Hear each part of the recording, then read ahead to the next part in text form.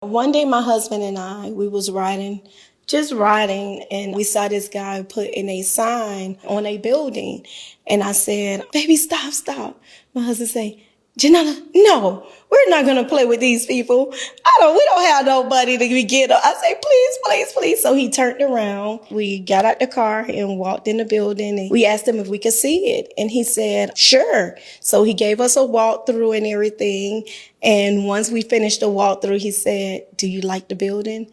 And I said, I love the building. I said, but here's the problem. I don't have a dime. I say, I don't have any money. And I say, but if you allow me to move in this building and open up a school, I promise you I will pay you your money back. And that's when he was like, are you crazy?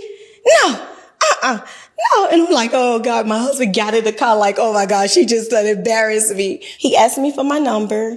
And a couple of days later, he gave me a call and he said, hey, come pick up the keys. He said, I trust you. When we arrived to the school, he said, you know why I'm giving you these keys? Because when I came from Cuba, I came to the guy that owned this building and I said the same thing to him. And I know it was no one but God.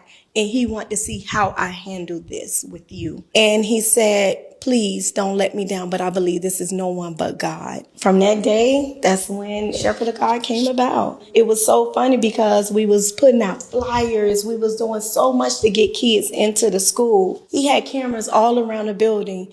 And one day he called me and said, Janella, how long are you going to be there? I said, I don't know. You want me to wait on you or something? He said, yeah. He said, I'm coming now.